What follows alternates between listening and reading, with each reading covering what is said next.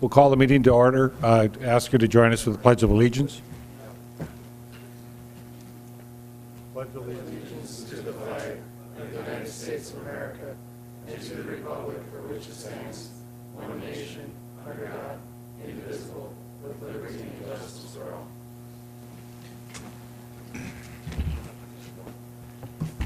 Roll call, please. Gehrig. Here. Grinberg. Here. Pepcorn. Here. Strand. Here. Mahoney. Here. Announcements. Health. Fargo County Public Health is participating in a people project with the Clay County Public Health. The evidence-based project focuses on Fargo County Public Health employees and the environment to bring more positive change in the workplace. The kickoff will be January 15th. Make sure you interview the employees at New City Hall, see what they think about their workplace. Library. The library's winter readathon program starts January 7th and runs through March 3rd. Readers of all ages can read and earn prizes. The theme of this year is Cozy Up with a Good Book. There are several interesting programs and events at the library over the next couple of weeks, including a bullet journaling class on January 5th, a restorative and beginner yoga classes for adults, an e-book open house on January 10th, where attendees will learn how to access digital services from the library on an internet-enabled device, an open writing session for teens and adults on January 12th as part of the Northern Narratives Writing Project, and Jacqueline Bussey, author of the book Love Without Limits, will visit the main library on January 15th.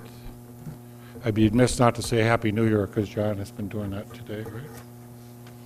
Police. Chief Todd was in Bismarck recently for the North Dakota Chiefs and Sheriffs Association meeting to discuss legislative issues and upcoming bills, including highway patrol jurisdiction, marijuana decriminalization, public safety protection orders, statewide radio funding, traffic fines, civil asset forfeiture, and others. The chief doesn't like to go out walking anymore when it's cold out, I hear, Chief. Huh? You don't like that minus 13. But thanks to your guys that were out during the blizzard. Appreciate that. The police department received a number of good bids for contractors on phase 2 of the Border States Electric Building Project, which may allow for some of the alternative projects as well. Chief Todd wants to thank all the people who served the building committee, and especially Deputy Chief Joe Anderson for steering the committee to this project and for working hard to keep it on schedule. It took a lot of time and effort to come up with an excellent, efficient, affordable plan that will serve the community well for many years. And then we'll be relocating a lot of people from downtown out to that site, right? Ahead of schedule almost, right? It depends on if we can get it cabled and get connected. Cables, huh? Okay. Other, by the way, I don't know if you guys know, but the Bison are playing for the national championships. Dave's leaving tomorrow. I'll be leaving on Friday to take in the championship football game Saturday between North Dakota State University Bison and Eastern Washington Eagles. I talked recently to the phone to Spokane Mayor David Condon, and he decided on a friendly wager. The losing team's mayor has to wear the winning team's T-shirt and post a picture of themselves wearing the T-shirt on social media. And just so you know, I already sent him the T-shirt because I anticipate we're going to win. Eastern Washington Eagles have a really cool red turf, but we have the yellow and green machine that is NDSU football. Go Bison. And I think half of Fargo will be down there, so it'll be a good time to see who's about. Next, I need approval of the order of agenda. Is there a motion? So move. Is there a second? Second. All those in favor say aye. Aye. Opposed? Motion carries. This is one of the first time you guys have not moved anything off the agenda. It's a way to start the new year. Is there a motion to approve the minutes of December 17, 2018 regular meeting? So moved. Is there a second? Second. All those in favor say aye. Aye. Motion carries. Consent agenda. Is there a motion to approve the consent agenda items 1 through 21? So moved. Is there a second? Second. Roll call vote, please. Strand. Yes. Gehrig. Yes. Grinberg. Aye. Pepcorn. Aye. Mahoney. Aye. Aye. We're moving to the regular agenda. Ground Transportation Center. We had a lot of discussion about this at the last meeting, so what I've asked is the team to come up with is go through this a little bit better and to define what's going on. So the GTC baseline, they'll be defining the scope of work. We have Wade Kyle's going to come in from engineering and show us the work that's been done on this transportation center and figure out what we're going to do. And the confusion was above grade and below grade, so there's going to be a discussion of above grade budget and the below grade budget. And then there's a discussion, Ken Costin as well, to talk about how it all comes together. And the FDA payback status report as well. Federal transportation, we have to do a payback, and then the next steps going forward. So it's interesting, Tony Grinberg, they have been doing quite a bit of work on this and trying to decide what to do with it. So Wade's going to explain that. Several people have touched this project and try to figure out what we need to do. So Wade, I'll have to take off here. Thank you, Mr. Mayor, members of the commission. We were hired at KLJ. Again, my name is Wade Klein with KLJ. We were hired by MetroCog, the Fargo-Moorhead Metropolitan Council of Governments, to conduct a feasibility study of a number of significant facilities that the city of Fargo and the city of Moorhead, doing business as Metro Area Transit, operate. I have been told that we should focus on the Ground Transportation Center. As the mayor indicated, this facility is nearly 40 years old, but does indeed to show that it does have some life left in it with the proper investments. We have prepared a very brief presentation that will focus specifically on more of the Ground Transportation Center elements of our overall transit facility study. The transit facility study really focused, as I mentioned, on all facilities. So the major facilities related to the city of Fargo that we focused on, number one was the Ground Transportation Center. Number two was the Metro Transit Garage, which is really sort of the operational maintenance storage facility for Metro Area Transit. And then we also looked at the West Acres Transit Hub facility as well. We looked at all facility needs. We did quite a bit of forecasting as far as what the conditions are today, what the conditions would be over a 20-year horizon, just in terms of number of buses, number of staff, kind of fleet, and so forth, to make sure that we are evaluating all feasible options when looking at each of those significant facilities and a number of smaller facilities, which we don't have time to get into. Where the Ground Transportation Center is concerned, we looked at the existing site. We developed a number of very preliminary options in consultation with the city of Fargo and the city of Moorhead to look at how we could reuse that site. Before getting further into the evaluation of the existing site, we did do a very preliminary alternate site evaluation just to make sure that there may not be another facility within the downtown that would be better suited to house the Ground Transportation Center. I would remind the mayor and members of the commission that this is a metropolitan transit system, so the ability to move this too far in any one direction is limited by the fact that we do have a cooperative system with the city of Moorhead and the Minnesota Department of Transportation. So that did roughly limit where we could site this potential for a new facility. Also, the current transit development plan did pinpoint the need to stay with a hub and spoke system, and what I mean by that is a system where the buses come in to generalize the centralized point and go back out again. So we had those that we did play with, but we did look at, in the graphic that you see in your screen, a number of other sites at a very high elevation. We did consult with planning, and we did basically come to the understanding that based on the available sites that you may be able to find within downtown, the fact that you have a site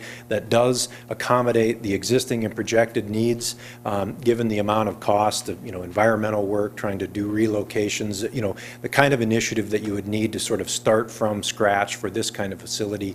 We felt comfortable, the two cities and our other stakeholders felt like the location we had was feasible to move forward on, but we did preliminarily look at a number of other sites, a number of them owned by the city of Fargo. So one of the things that's important to keep in mind when we looked at the utilization of the current Ground Transportation Center, and we understand this is very, very important when we're dealing with public dollars, is the fact that we were able to balance overcrowding at the Metro Transit Garage, which is really only 10 or 12 years old, with the renovation that staff has brought before you as we develop the options for the Ground Transportation Center. We're able to move and relocate various functions of MapBus, City of Fargo, City of Moorhead, from the Metro Transit Garage to the Ground Transportation Center as part of this renovation. It frees up space at the Metro Transit Garage, buys you some time out there, but it also makes better use of the Ground Transportation Center, which does tend to have a little bit of capacity to capacity to share. So we went through a number of site options that looked at the entire site.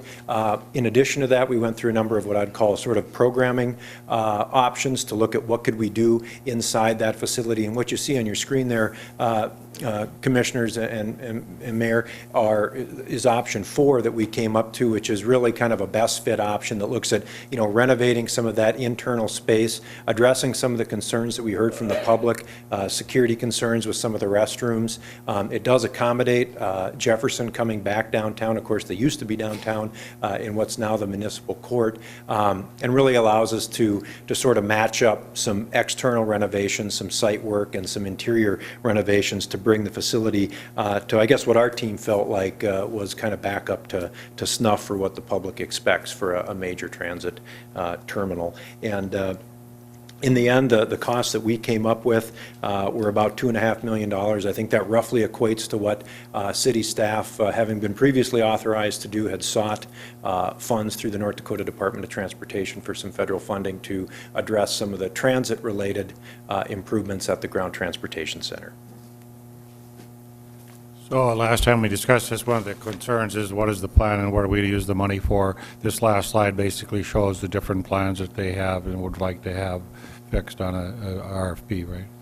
Yes, sir, Mr. Mayor. This does address all the costs, line item costs that were estimated, including changes to the deck revisions. One of the things I didn't touch on, but one of the major safety concerns that would be addressed here is the ability to reconfigure the deck so you no longer have buses backing up. I would encourage members of the commission, if you haven't spent time at the Ground Transportation Center recently, to do that. It's a real safety concern. You have a lot of passengers, walking across the deck. This basically allows buses to move forward at all times. There'd be no more backing up. Those are big buses. It addresses some canopy concerns. It really upgrades the exterior of the facility. It improves a number of interior spaces. It moves the dispatch, improves seating, the toilet areas, really just modernizes the facility to where it needs to be, given the fact that it's only really gotten kind of more general cosmetic improvements in the past. And when your task force looked at this, if you had to rebuild this facility, buying land and rebuilding what you would need, approximate cost to that would be what? We didn't do a detailed estimate of what that would cost. I mean, it would take you at least the 2.5 to do what we're proposing to do here, plus the land costs, plus all the environmental and site work. So, I mean, you'd probably be looking at 3 times the cost that we have estimated here to basically start over or to do a redo of this. Commissioners, any questions? Just one, I had, Grinberg. I guess, call it flagged. I was, as we know, we rejected the bid because there was only one bid, and we're required to have more than one, I understand. So presumably this passes tonight, that'll go back out on the market for bidding. But, some of my questions with staff that we really didn't seem like we were all united in what was going on here. So I thought at least the full commission should be aware of this in a presentation that I heard as a member of the Planning Council a few weeks prior. And then the overall big picture of our planning and what downtown is going to look like in 10 years, 20 years. If we're going to spend this money, we're pretty much locked in. So those are just some of the questions I had that I felt was fair that we had a public debate on this at the commission before we moved down the road. And, grant money's great. So anyway, that was my basis for flagging this 2 weeks ago. So my only question is, did we look at any sites in Moorhead?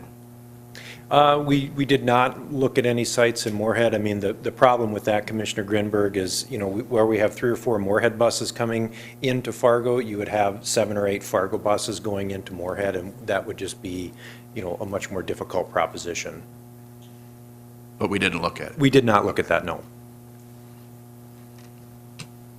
Kent, you have something to present to us? I think it's on the same slide roll.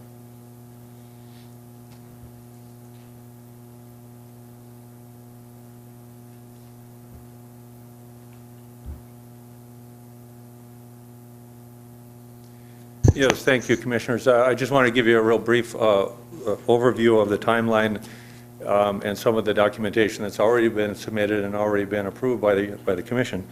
On October 18th, there was a pre-grant application submitted. It was on the consent agenda, and it was basically for an approval of this grant agreement.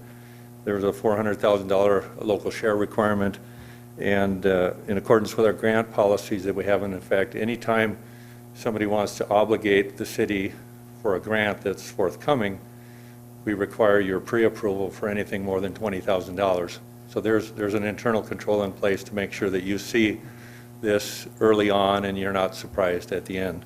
So on October 18th, you received and filed that information as a fairly extensive packet to describe this project. And again, on the 18th, it was flagged.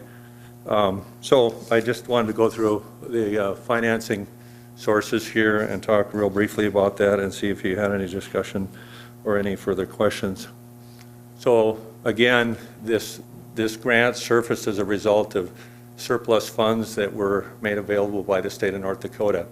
Other agencies in the state did not utilize their 5339 federal appropriations, and so therefore we applied and we received these funds. So that's a good thing. So that first grant, 1.591 million, is the federal share. The local share match is the 397 listed. And then there's also another grant of much smaller nature that is determined to be eligible to use for this project. So with that, about 2.348 million available. Again, I want to emphasize that the local share component is included in the 2019 budget, so there are no real surprises here. And then that set of grants is to be used for the above grade. You know, the deck, anything below the deck, the parking ramp facility underneath is not eligible for federal funds.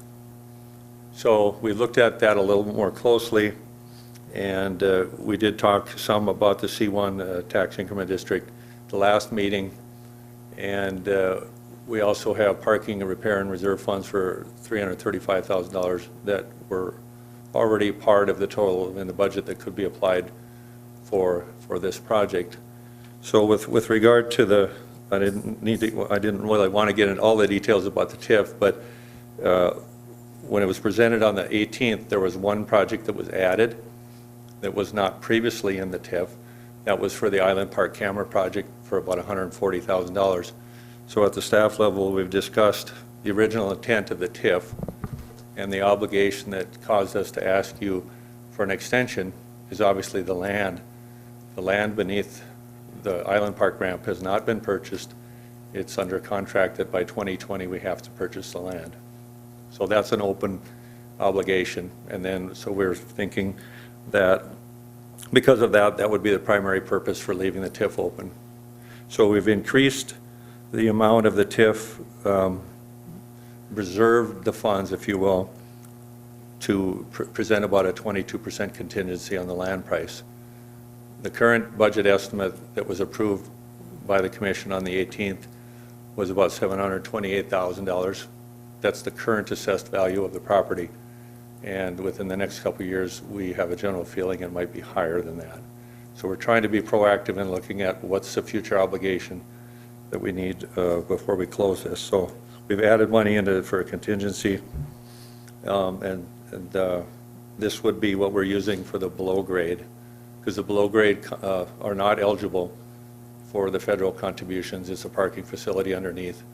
And I believe that FTA and DOT have determined that there's a line of demarcation between up and down in this instance.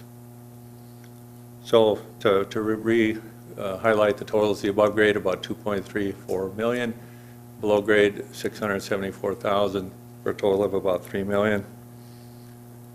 And I just wanted to comment too, just regard to the estimates for this project.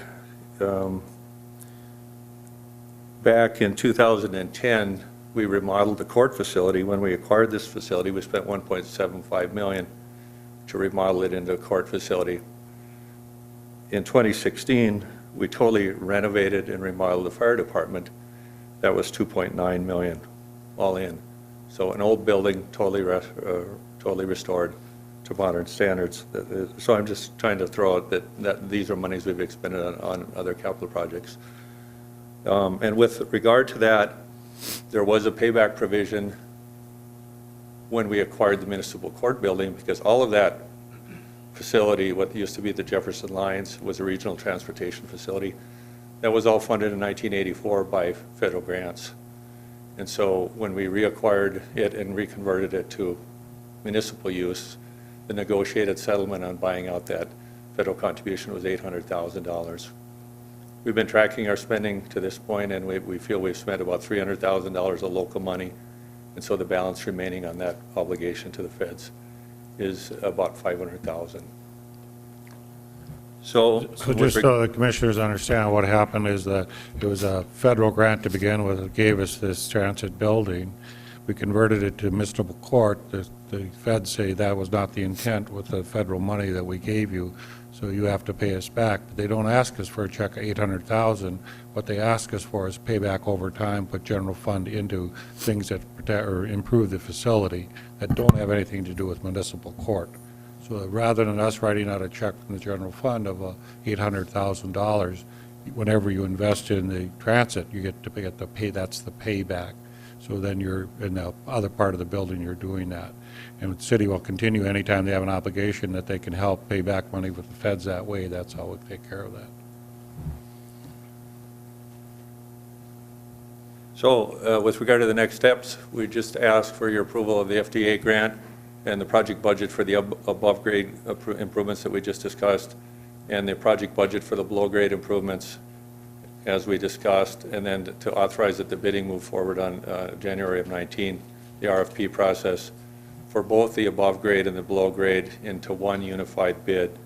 And we're trying to segregate some of those components just to make sure we can dial in on what's above grade and what's below grade in the specs for the bid. So we'd be happy to try to answer any unresolved questions you may have, but we'd ask for your approval to proceed based upon the information provided. Discussion, questions? Timeline for bidding? Mr. Grinberg? I might need help from transit. Is it going in January? Yeah, it sounds like sometime in January that we'll start that process. Mr. Garrick, Mr. Strand? Mr. Strand? Thank you, Mayor. This might be for Julie or Matt, perhaps, or Wade, but I'm just curious about the future of what you are hearing out there in the world of what kind of smart technologies will come forward and how that will affect our transit systems and/or facilities, and if there's any opportunities or concerns there in that light. Thank you, Matt. Yeah, so long story short, there's a lot of technology that's hitting transit organizations across the U.S., well, across the world, really. One of the biggest ones that's been out there is mobile ticketing. That would hopefully coincide with our Fairbox update, which I believe is scheduled for like 2020, 2021, depending on grant funding and things like that. This project here would basically just give us a building that we can continue to operate out of and then implement new technologies as they are either grant funded or we find other sources of revenue for them. If I might continue, when we get to autonomous vehicles, flying vehicles, and that whole world, how will that affect transit? Would you envision? Well, there's a pretty big push right now for electric vehicles. The electric vehicles that are out there wouldn't use diesel, so that could potentially be, those would be charged from on top of the vehicle, so that would be another renovation.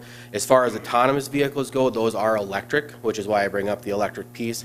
Most autonomous vehicles that are out there right now are electric and do require some sort of add-on capital project in order for your system to be able to charge them while they're out while they're out in service or back at the garage. Did that answer your question? Will we have as many buses? Probably more. In all honesty, our ridership has grown quite a bit over the last 7 or 8 years. We hover right around 2 million rides a year. With the city of Fargo and Moorhead sprawl that's happening, it takes more and more vehicles to provide the service that our passengers need.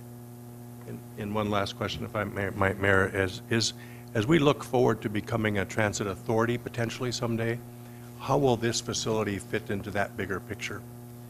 Well, as Wade had talked about a little bit, the hub and spoke system, transit authority or not, our routes all right now center around that hub. That will likely happen until our metro population gets to a point that would be able to sustain what's called a grid system, which is very similar to like Minneapolis or larger cities where they don't have a transit hub. I would say we're quite a ways out from that yet. That typically is almost 24-hour service and quite a bit more frequency, probably about double our fleet that we would have now. So we're a little ways away from there. You guys always say we have to wait to get to 200,000. Aren't we at 200,000 now that you serve 200,000. people? Yeah, we do just about 2.2 million trips a year is what we do. So I thought Dave, you one time mentioned we would go into a regional metropolitan transportation system when we hit 200,000. But, Mr. Chair, it has Yeah. to be the census-based number, and so even though we've probably already hit the number, it's 2020 is when the census will take place, and so it'll probably be a year after that that we'll officially be changing it over from Right. what we are to that, so. Yeah, sorry, don't mean to interrupt you. Our funding formulas, you're right, would change 2021, 2022, once that census catches up. It's always back a little bit, and so that's what we're planning on, and with the Transit Authority study, is we're planning for that 2021, 2022 changeover So for the Commissioner funding. Strand, things might change markedly in 2022 because now you have a different type of regional transportation organization. Correct. Any other questions? I have a motion. Thank you. I so move the recommended Second. motion. Is there a second? I'll second. Any further discussion? Commissioner Strand? I just would like to commend our team for bringing us this opportunity, Julie and Matt, and all of you folks and I know you were really excited, and it's good to vet this and get us all on the same page about our vision going forward, but good work getting this grant in place and helping us make this decision a lot easier. Any other discussion? Roll call vote, please. Strand. Yes. Pepcorn. Aye. Gehrig. Yes. Grinberg. Aye. Mahoney. Aye. Application for abatement refund of taxes 4478 submitted by Mike and Linda Berg for the property at 6568 Christensen Parkway South, requesting valuation for 2018 be reduced from $538,800 to $525,576. Ben Hushka to explain. Good afternoon, Commissioners.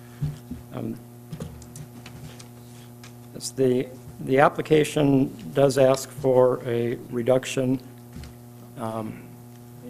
primarily based on their actual sale price in 2018, January of 2018. They purchased the property for $513,000. There were about $19,000 plus in unpaid special assessments. And the value we've arrived at, the original value in 2018 was based on our mass appraisal that we did in that area. At that time, we were not able to view the property. The current owner was not the owner at the time we did the appraisal in mid-2017. The current owner then requested that we come out and review the value from the mass appraisal. We did. There was some square footage difference, and we recalculated the model based on the actual information we gathered and arrived at our current value of $539,800. The second page are a couple of grids that we put together like we normally do to show you how our current value compares with how we have similar properties valued across the city. And you can see the list of square foot prices of those properties. There's not a very large range. There's a pretty tight range of square foot prices. The second grid on the bottom of the page is how our current value compares to sales of similar properties. The mean and median square foot price is very close in both the sales and our values, and there is a range of square footages, sizes, and obviously sale dates, which will alter the range a little bit. But we are lower in value per square foot on the subject property with our current value than we are on other similar properties and the sales. So we feel, if anything, we are probably a little undervalued still at this current value, and we do recommend denial of the abatement and no change in the value. Is there anyone present who wishes to speak to this?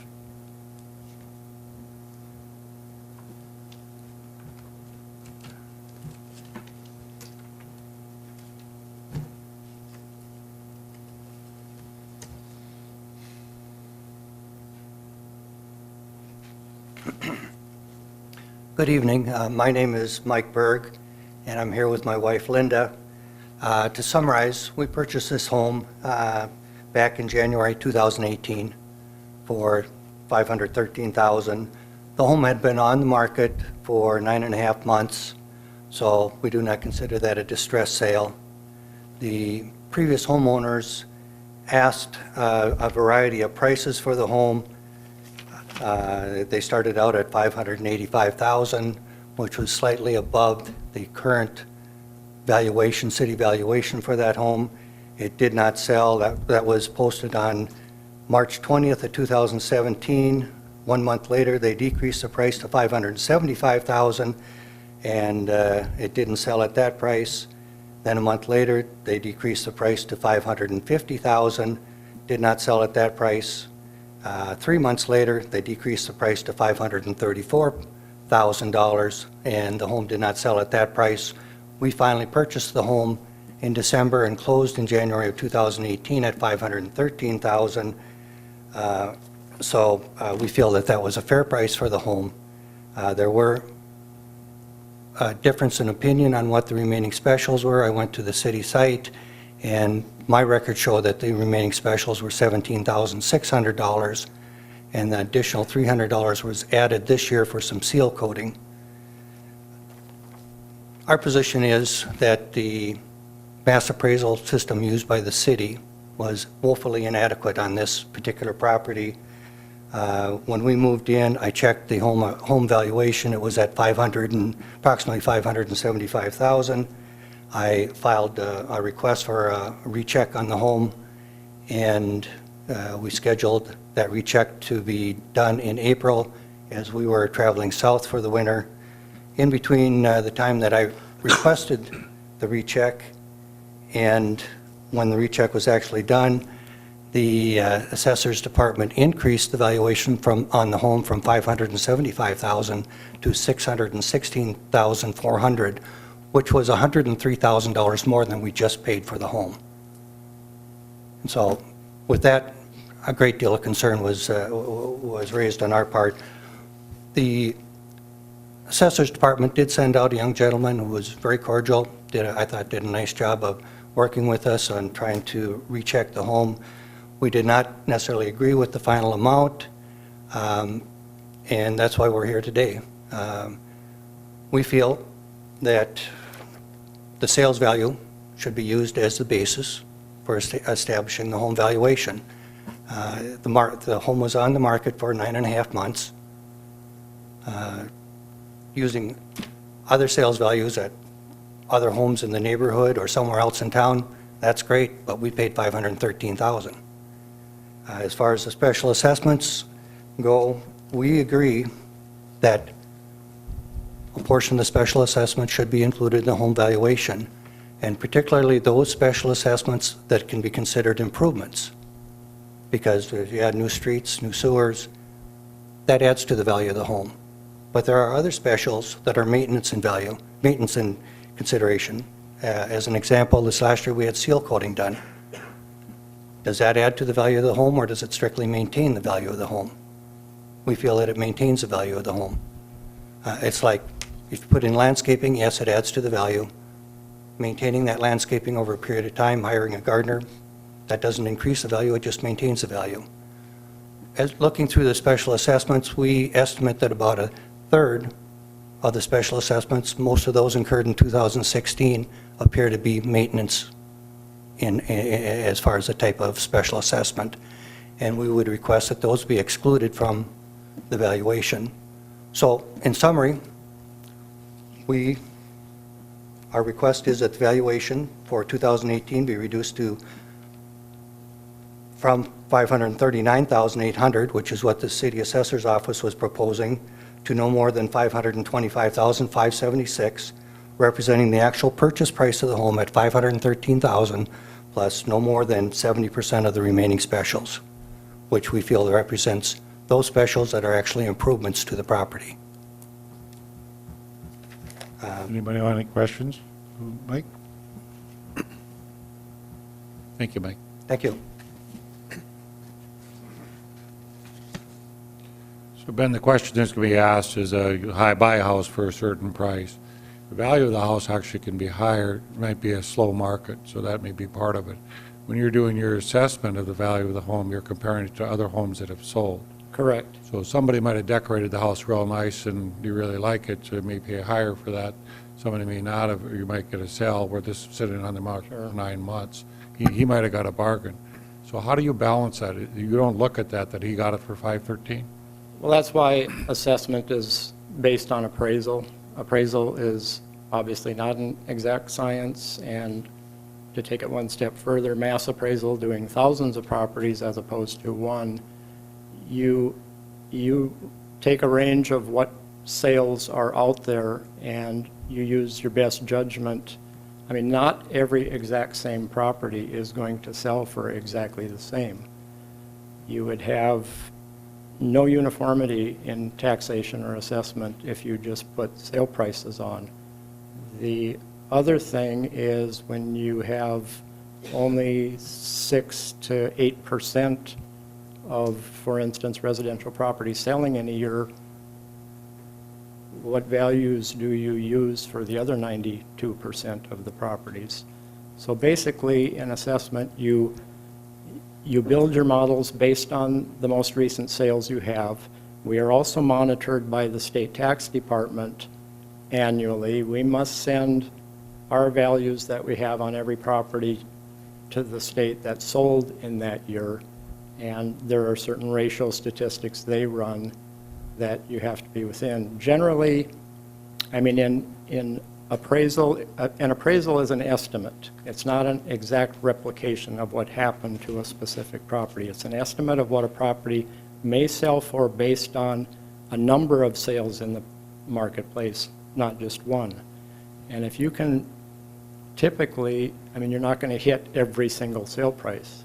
We're within 1.3%, depending on how you want to analyze how the special assessments should be considered when you're coming up with the sale price for assessment.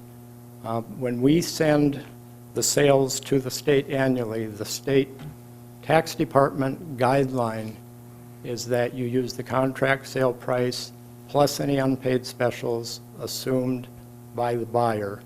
That's the value you send to the state for the sale price to compare the assessed value to. So, in a nutshell, it's not an If I own a exact. home the same value, but don't have any specials, I don't get credit for my specials I paid off? Well, when a buyer is in the marketplace, they're going to see what it's going to cost them to acquire that property.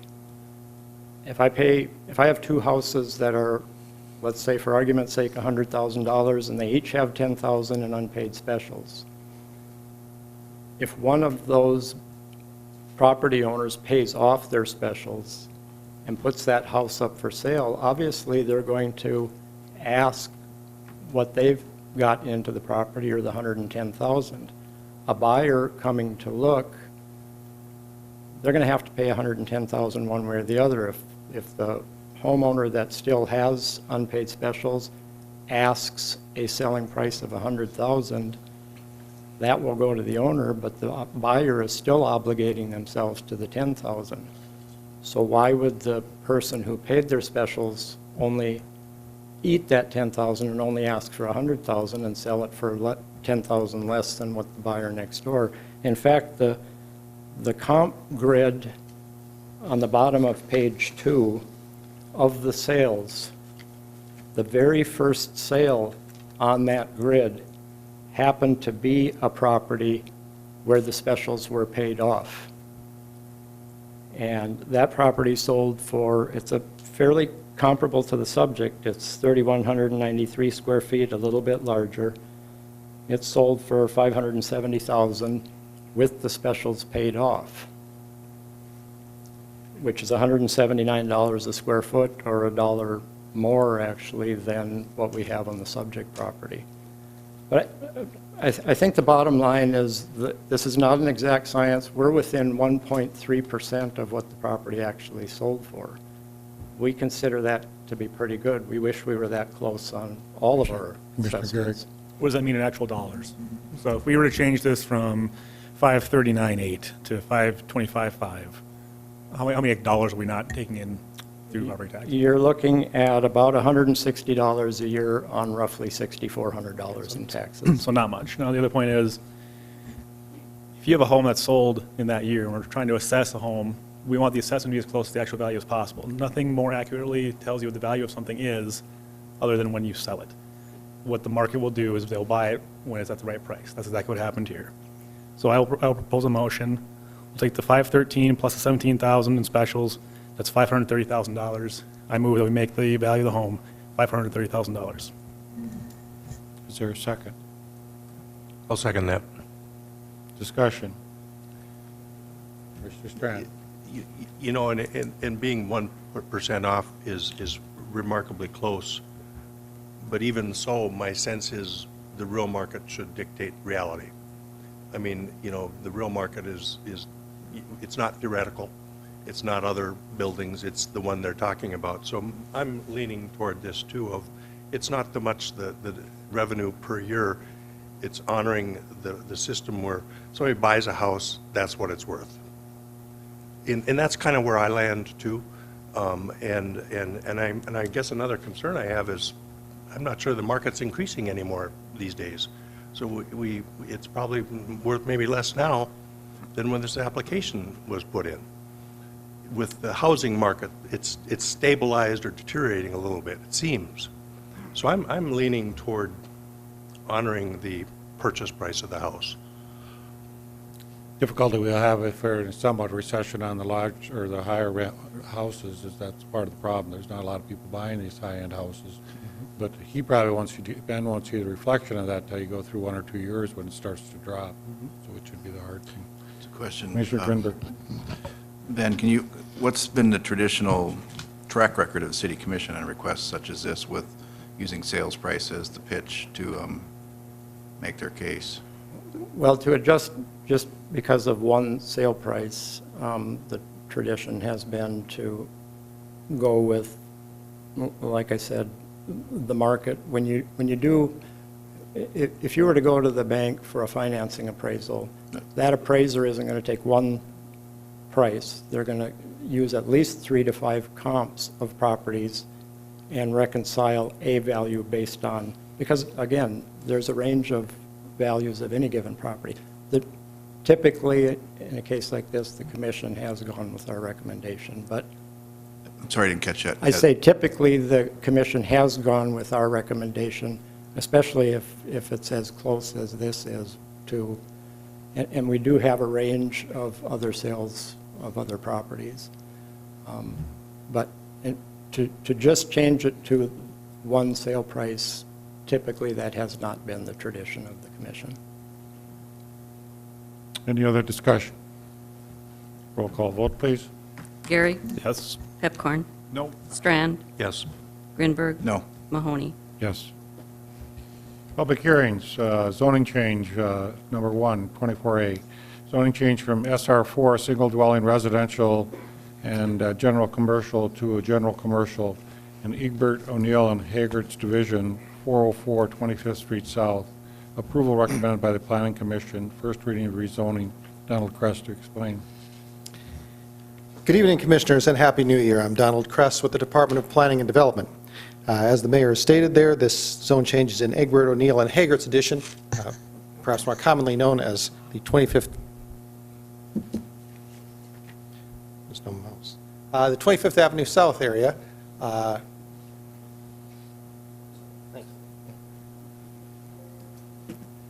Thank you, sir. 25th Avenue South, here's 3rd Avenue South, 25th Avenue South, 404, 25th Street South, rather, is Schwanke, owned by Ken Schwanke. It's Quality Auto Body. And so this large property here belongs to Mr. Schwanke. The request here is as you see here, Commissioners, much of this property is zoned GC, General Commercial, which is the appropriate zoning for such a business as Mr. Schwanke has. He has acquired recently 2 properties here that were zoned SR4, single dwelling residential. He acquired those, incorporated those into his property. The structures have been removed, and now he has a property that has two different zonings on it, and his request is to have it be consistently zoned general commercial across the entire property, so he can do some more commercial development on it. I believe he plans to pave this area as an adjunct to his auto body repair business. Planning staff has not received any public comment regarding this project. Your packet includes a zone change ordinance prepared by the city attorney's office. There is an existing conditional overlay on this property, which will remain. It requires an aesthetic buffer on the east, that is the 24th Street side, and that will be dealt with when the building permit application is processed by the planning and inspections departments. Mr. Schwanke, the owner and applicant, is with us tonight. May wish to address the commission. Okay. And the Planning Commission's recommendation is on your staff report and shown on the screen. That concludes staff's presentation, Commissioners. Thank you very much. Is there anyone present who wishes to speak to this? Anyone present wishing to speak? If not, we'll close public hearing, and do I have a motion? Move the recommended motion. Is there a second? Second. Any further discussion? Roll call vote. Grinberg. Aye. Gehrig. Yes. Strand. Yes. Pepcorn. Aye. Mahoney. Yep. Thank you, Commissioners. Donald, nice sweater. It's very, is it a New Year sweater? It's the same one from last year, sir. I wear it every year. Looks like a star is born, but, okay. Item 2, hearing on a dangerous building located at 703 10th Avenue North has continued from our regular meeting. Here's Thorlson to explain. Good evening, Mayor and Commissioners. Bruce with Inspections. And we brought forward the exact same action that we had a meeting ago, December 3rd, 2018. And the packet looks identical to the last one with the updates to our notice to the owner of this meeting and the continuance to this meeting. Inspections has not received any response from the owner in the last month since our meeting. So my recommendation is the same, to make the recommended motion. Does anyone present wish to speak to this? Please come forward.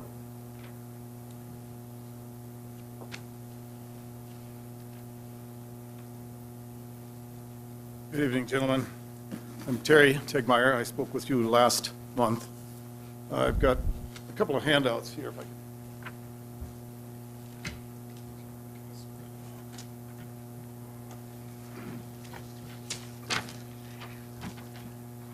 We were directed at the meeting last month to ascertain some financing for this project, and we went ahead and contacted the Gate City Bank and the personnel down there in charge of the Revitalization Act. Now, they told me that I was unaware of that they had suspended the applications until this spring now, so they wouldn't be accepting any applications for the Revitalization Act for the low-interest loan, which is what we are looking for to be able to rehab that house. How much would that loan be worth? Probably around $50,000 to $75,000. Is there anybody from planning here? Cole, can you comment to that loan?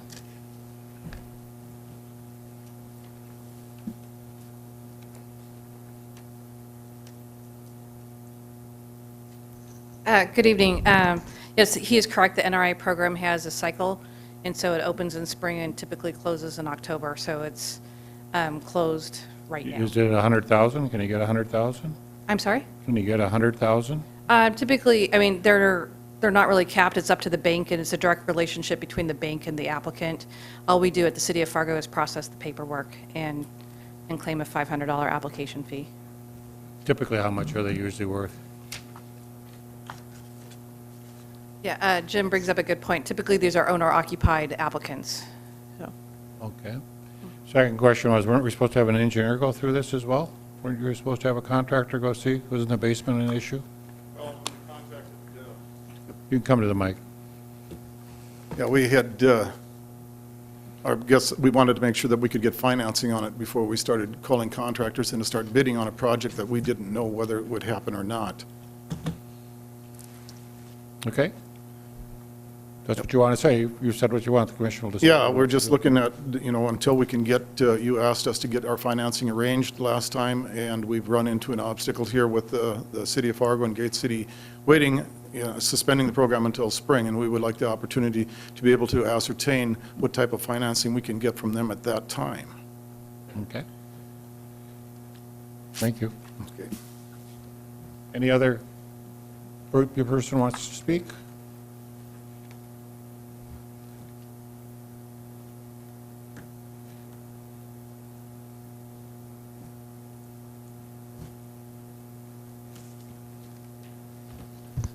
Good evening, I'm Brandon Rayboyne. I filed the initial complaint with the city. So basically, the property, for the last 2 years, I've owned property in that area.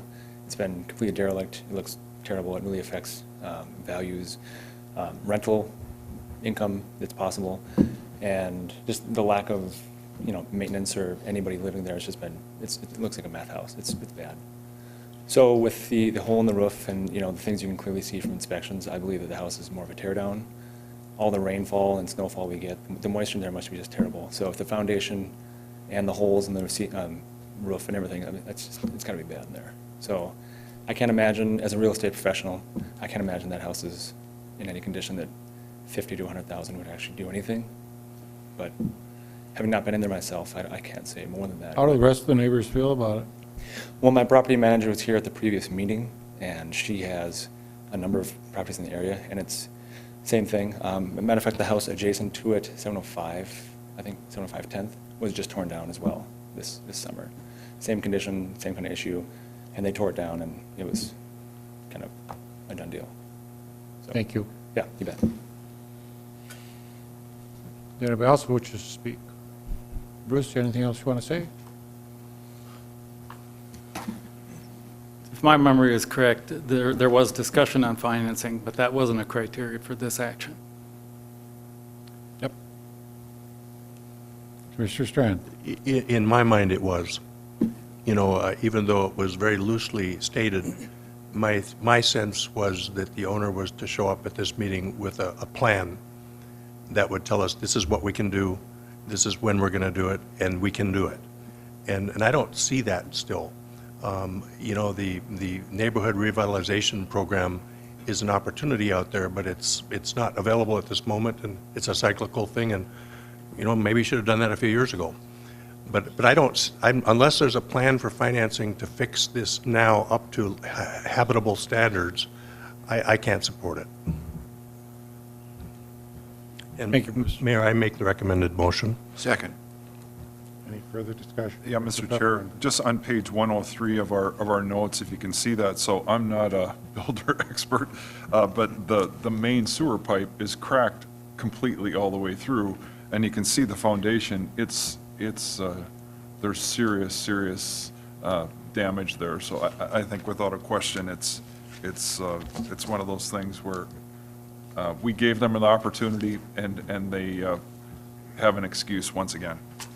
Thank you. Commissioner Gary. Yeah, it's pretty close. I believe in property rights as much as the next guy. It's really important to me, quite personally, quite frankly. But at some point, your actions impede on others' actions, and that's where we're at here, I think. I went with John. I thought we'd have something in writing to say, here's the 5 steps we're going to take over the next 2 months to include financing all those other things about how we're going to get this done.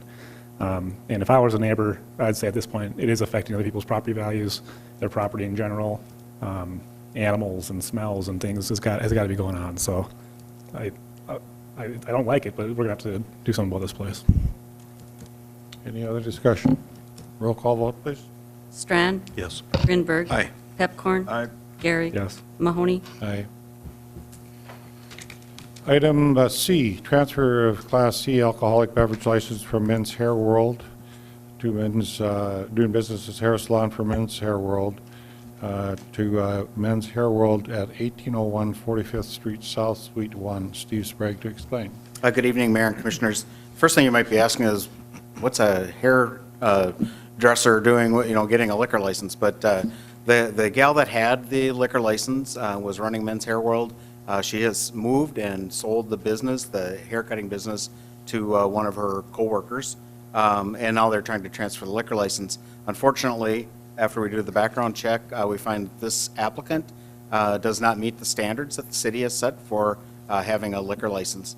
The chief has reached out to the applicant via email and explained to her that once she gets her credit issues taken care of, that we would certainly consider another application. This does come to you with a recommendation of denial from the Liquor Control Board. Is there anyone present who wishes to speak to this?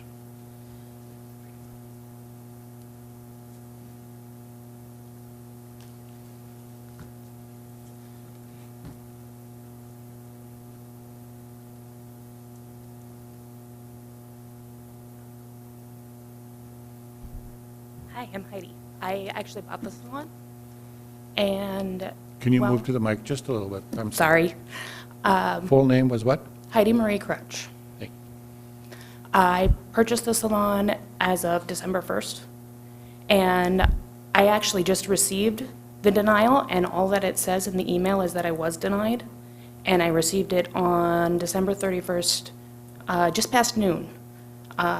With New Year and everything, I haven't been able to reach out and find out exactly what I wanted to do. This is actually the most information that I had received so far, was coming to this meeting. What we could do is allow you to visit with Steve and the police chief and try to figure out what to do. We can table this for 2 weeks and then come back if you'd like. I would appreciate that, thank you. Motion? I will motion for denial, but I'll wait for a second, I guess. Well, you guys are, I'm sorry. Just so you were aware, people have come before us before, tried to get a license, got denied for whatever reason, background checks, those type of things. They got it cleaned up, and they came back and got the license. So this is not a final say by any means, this is one step. If we were to deny it tonight, you can come back tomorrow to fix the problems that are on the background, and then apply again. At this point, I don't actually know what all of the problems are. I believe that it's medical bills that haven't been paid yet. And you have 4 members of that committee here tonight that can talk to that. If Grant's here, you have 5. So I'd be happy to talk to you, and I know that Steve and the chief would as well. Okay. Mr. Strand? Mayor, I move we table this for 2 weeks, and I would encourage you all to sit down and see if we can come up with a resolution that allows you to move forward with your business. Thank you. Is there a second? I'll second it. Any further discussion? Roll call vote, please. Strand? Yes. Pepcorn? Aye. Grinberg? Aye. Gary? Yes. Mahoney? Aye.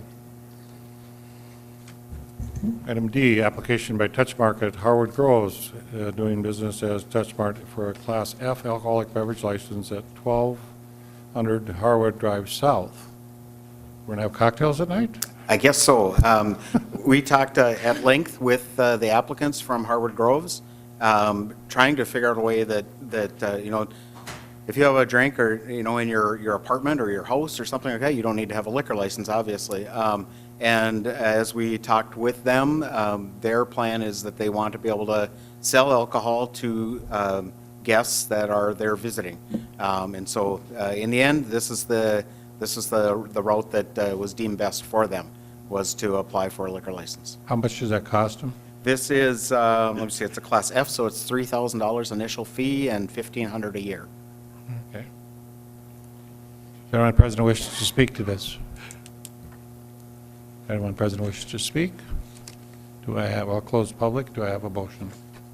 Mayor, I don't have a motion yet, but, these folks at Touchmark, they show you how to retire and have fun. I go there to Pembina County days, and you walk in at 3 in the afternoon in a private room.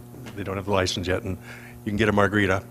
Or a guy, Larry McLeod from my hometown, I think it was for his 90th birthday, they invited me out for a Saturday morning for Bloody Marys on at 10 in the morning. They go to bed early, but you got to hand it to them. They know how to have fun out there, and I make the recommended motion. Is there a second? Second. Any further discussion? Roll call vote, please. Strand? Yes. Gary? Yes. Pepcorn? Aye. Grinberg? Aye. Mahoney? Aye.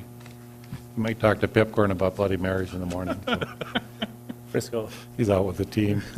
Item 25, you have my recommendation to reappoint Dean Rashani to the Renaissance Zone Authority. Do I have a motion? Move for approval. Is there a second? Second. All those in favor say aye. Aye. Aye. Oh, I'm sorry, roll call vote. Grinberg? We all said aye. Pepcorn? Aye. Strand? Yes. Gary? Yes. Mahoney? Yes. Item 26, State Water Commission requests cost reimbursement for FN diversion flood project to the cost amount of $255,691.15. You have the report in your motions. Ken is available for questions if there's any questions. Move for approval. Is there a second? Second. Any further discussion? Roll call vote. Grinberg. Aye. Gary. Yes. Pepcorn. Aye. Strand. Yes. Mahoney. Item 27, so we are really excited. We got a permit last week, just in between Christmas and New Year's, and we want the public to know that. So I'm asking Nathan to come up and explain what happened last week and what these conditions are and the things that people talk about. In addition, Commissioner Strand had asked a little bit about the financing and how we're going to go after the financing, and Commissioner Grinberg's been working on that, and he'll give the report on that as well. John, that's what you requested, I think, right? Nathan, you're up. All right, good evening. Yeah, Mayor is absolutely correct. Last week, we got some good news. The permit application that the Diversion Authority submitted last March, we received approval from Minnesota DNR from that. We are still actively reviewing all the permit conditions and the findings of fact that the DNR issued with that permit. That permit has 54 conditions with it. After reviewing it, nothing is too concerning so far with those conditions or unexpected. You know, all the conditions so far are basically what we expected to see in them. For a point of reference, the Minnesota DNR actually recently permitted 2 other dams. The Polymet Dam, or the Polymet Mine, excuse me, in northern Minnesota had 2 dam permits associated with it as well. They permitted that back in November. For a reference of how many permit conditions they have versus us, they had 46 and 51 on those 2 dam safety applications or permits they received. So our 54 are right in the region or range that they had as well. So the 54 permit conditions really aren't anything out of the ordinary at all. To kind of keep it brief, but still I thought I'd touch on a few of the permit conditions that are kind of importance for us. One would be the completion date. First thing you'd look at right away was that the completion date is 2023, so only 5 years from now. The reason for that is because our permit is a dam safety and public waters permit. Minnesota state law for a public safety or public waters permit allows it only to be for 5 years. So that's something the DNR was very upfront with us from the very beginning. They know that our project is going to be taking longer than 5 years, so they're fully expecting that we will be submitting an extension for that permit. Next was, I thought I'd touch base on, was the phased permitting. This is actually great news for us. The DNR is taking a similar approach to the State Water Commission and is going to be permitting this project in phases. So there's a lot of aspects that will be constructed for the project in multiple phases. The Corps is going to be constructing the southern embankment in many segments. So instead of having to have the entire project designed, finalized up front, we can instead, as those segments get finalized, designed, plan specs ready to go for bid, we can submit those to the DNR for their approval one piece at a time. So that, again, is similar to how the State Water Commission is handling it, and it's the most efficient way to allow us to build this project in the time frame we're shooting for. Next would be kind of the written consent. And when you look at the written consent, it really centers around the property rights. The property rights conditions are basically what we expected as well, that you have to have the land in fee title for where the project footprint is actually going to be constructed prior to being able to start the construction of that project. So again, that's something we were going to be doing anyway, is we were going to own that land prior to us beginning construction on that next phase of the southern embankment. It also requires us to have all flowage easements secured prior to the operation of the project. So that means we have some time to secure all those flowage easements, which is good because there's a lot of flowage easements to acquire, but we have to have all the flowage easements secured prior to the project being able to operate. Again, that is how we've been operating to date, so it's really nothing new for us there as well, and that is similar to how the State Water Commission is handling their permit as well. So a lot of similarities between the two states so far. The cemetery impacts would be the next kind of condition. The DNR is requiring us to submit a mutually agreed upon plan. The mutually agreed upon plan would be between the cemeteries and the diversion authority. The diversion authority a couple of years ago had a committee formed to start looking at those mitigation requirements for the cemeteries. That committee was put on hold a little bit while we're going through these past couple of years. I fully expect though that that committee will start meeting again. We'll start meeting with those cemeteries individually, start developing what those mitigation requirements will be. One thing I'd like to note though is our previous plan had 11 cemeteries being impacted. Now we're looking at 5 cemeteries. So we are able to reduce those cemetery impacts by quite a bit with Plan B. Last one I'd hit on mainly because a lot of the conditions center around it are the various reporting that's being required, and then the plans, so like the O&M plan, the adaptive management plans. There's a lot of conditions that center around construction reporting, year-end reporting, those type of reports. Those are nothing unexpected either. A lot of those, the Corps, FEMA, State Water Commission, all had similar requirements on those already. So those items will continue to develop as the project design furthers, and we'll just make sure we include the DNR on those items moving forward to make sure that they're in the development phase of those plans as well. So again, I'd reiterate that we're very pleased to have the permit. We're excited to start moving forward. The conditions, the 54 conditions really are nothing unexpected. If anything, they provided us, or they're helpful in providing some good clarity for us to make sure that we build the project to the standards that the Minnesota DNR wants, and allows us to be able to make sure we operate the project long-term to their standards as well. So that'll I think, Nathan, we as a team want to thank you for all your hard work on this. We know you and Bob Zimmerman did a great job on this, and I don't think we'd get across that finish line if you hadn't, so I would like us to give him a round of applause if you don't mind. The other thing I'm extremely pleased about is Commissioner Pipcorn paid off a bet today, so I'm going to have a big steak down in Texas. So thank you for getting the permit over the finish line. Any questions by commissioners? John, did you have a question? I do, and I have a comment first. We've heard many times, now we have a project.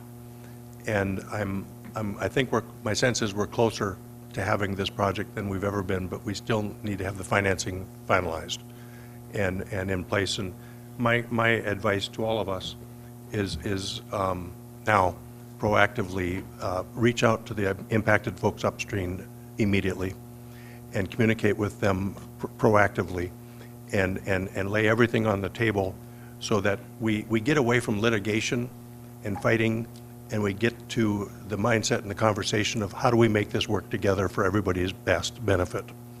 I implore us to do this.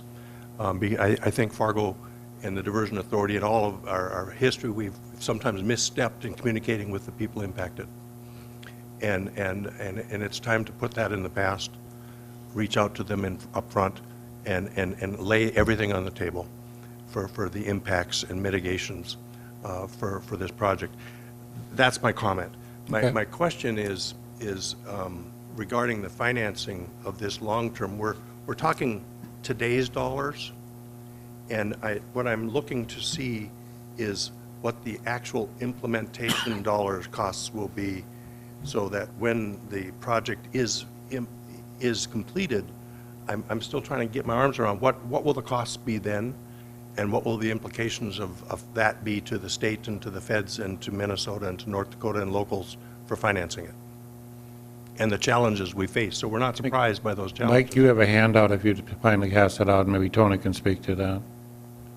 Or Nathan, do you want to address Well, it? I'd say to answer your first comment, I know Eric Dodds is in the audience here. His land, he's part of the lands team or head of the lands team.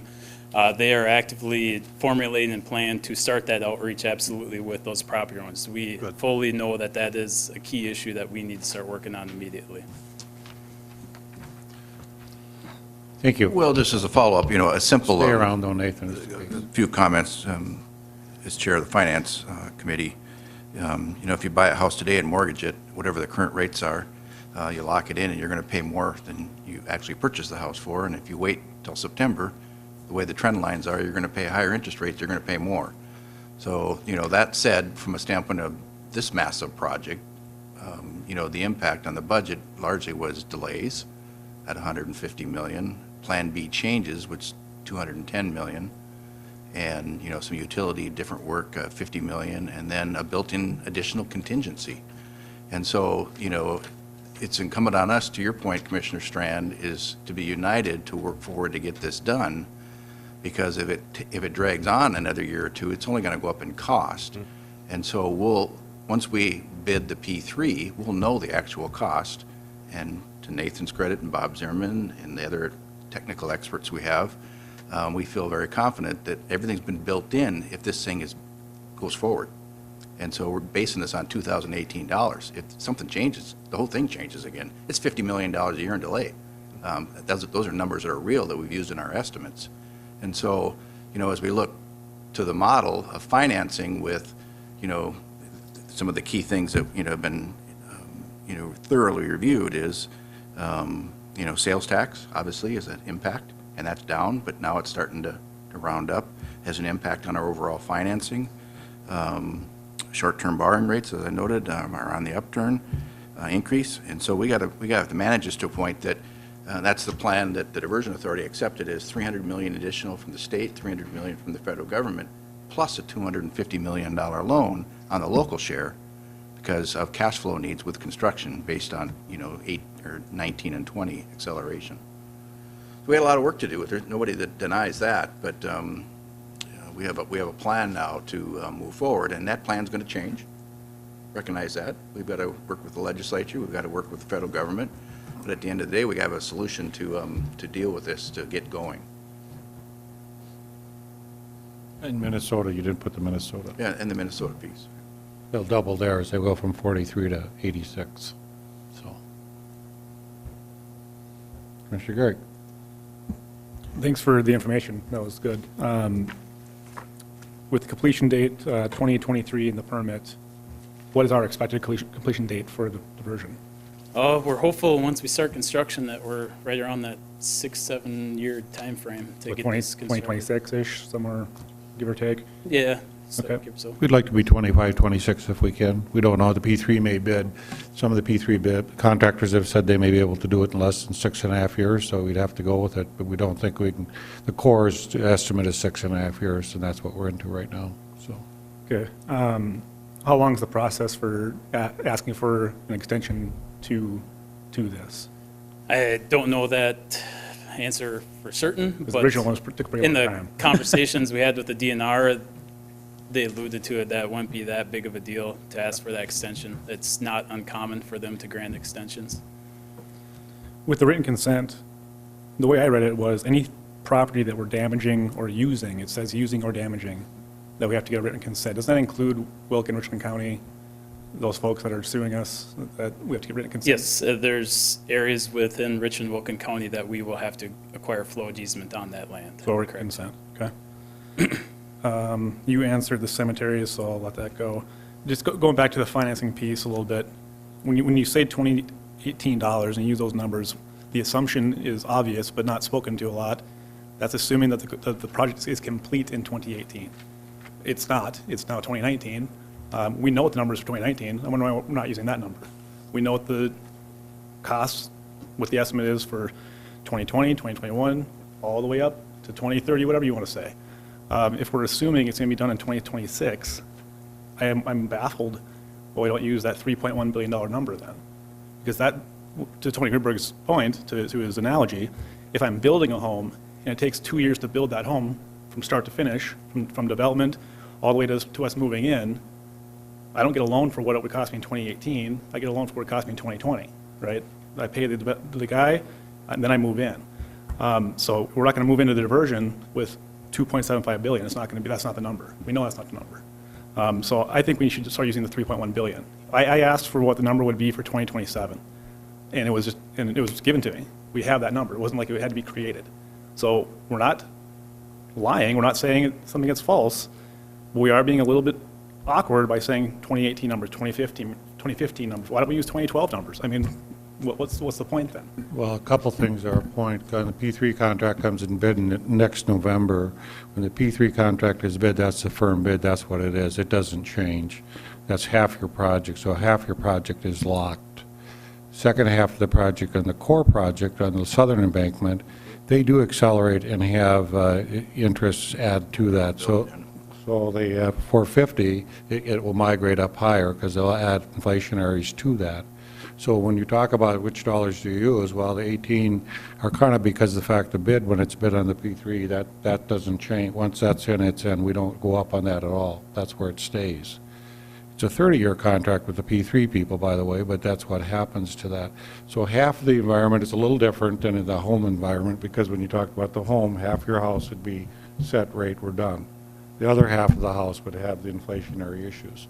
And the reality is, yeah, Tony, it may go up, but we have to deal with that as best we can today when we go to the legislative body. Here's what we need as of today. And this has gone up 3 times. We started at 1.8, we went to 2.2, and now we're at 2.75. And I think the lessons we learn, the quicker we build it, the better it is, because it will keep the price down. So we just have to work as best we can to make this project work as it is. And I think what Tony said is that's what the legislative body asked you to give them, is the numbers in $218. So. And I understand the inflationary part, Commissioner Garrick. But I'm not making up the number. The same person that gave us the $2.75 billion number is the same person that gave me $3.1 billion in 2027. So if our goal is 2026, let's talk in those numbers, because here's the reality, and here's why it's important. We're going to go to the state legislature and the feds and Minnesota. We're going to ask for increases in how much they're going to give us to meet that $2.75 billion. We now know for a fact we're going to have to go back again and ask for more money again. Tony Greenberg said at a finance committee meeting, why don't we just ask for more? Why don't we ask for what we think is actually going to cost? And it was odd. We don't want to do that. Well, we're going to have to. I mean, again, I'm not making up that number. We know that estimate. Tony, Commissioner Greenberg. Different definitions of terminology. If we get the funding request locked down in 19, we have the budget intact with sufficient contingency to make this work. If this gets delayed another year, we're having this conversation about how we're going to finance it because we haven't been successful, then it's going to go up. But all the numbers have been baked into this with estimates on interest rate charges and, sales tax collections and loan amount needed, and on current modeling with, moving this in the next 6 months. So Ernst & Young gave us the figures. You worked with our project managers, with Martin and his team, and those numbers are all baked over 6 months. You worked with the Corps as well. The 6-month window this is the critical time to pull all this together and get the secured commitments from the state and from the federal, from Minnesota. Whether it's a WIFIA loan, a federal loan program that's under development that could be an option to borrow against the local share, or a state loan, whether that's use of the legacy fund interest in a loan program or the Bank of North Dakota. Those are all things that are going to evolve. But now we have a roadmap, at least, how to go about getting there. And that was crucial when we, the Diversion Authority accepted this plan, is that we had a roadmap, and there are different routes to get there. I get that. But we have a roadmap now how to pull this together financially. Mr. Garrick? The last thing I'll say is, when I asked for that estimate for the 2027 number, the assumptions given to me were, we begin in 2019, we complete it in 2027. And if we do exactly that, it's $3.13 billion. It's not 2.75. But it's built in the financial plan, because your sales tax goes up over time. Mr. Chairman, I'd like to end it on a positive note. This is amazing, even though I lost my little bet. Twice. To have this, a lot of people deserve credit. I believe the 2 governors meeting with that group, that was the key, because Governor Dayton, to be there in person for all those meetings, that was there's lots of other things. Everyone in the room, lots of people deserve credit, but I'm shocked. And now, obviously, we're arguing details, and there'll be lawyers, guns, and money from now on. That's just part of the deal. But to have this DNR permit in our hands, it's phenomenal. And so I hope everybody here appreciates it, because this is it's historic and it's shocking. And so what a great thing. I'm very proud of everybody. I think there's lots of people that deserve credit, and there'll be tons more work all as it goes on. But it's a great thing, and this is life-changing for our city and the cities around us. It's no more sandbagging, and so it's going to be awesome. And on Saturday, I'll be hoisting one after the game to celebrate a little more. But I think we do have to focus on, I agree, you got to make sure that we spend the money carefully because it's the tax money. But hey, this is historic. This is, you know, when we have the historians, this is it. This is history, and we're all sitting here witnessing it. So Happy New Year, everybody, and have a great weekend. And Mr. Chairman, I move to adjourn. Is there a second? Second. All those in favor say aye. Aye. We're adjourned. Thank you. Good discussion. Thanks, everyone.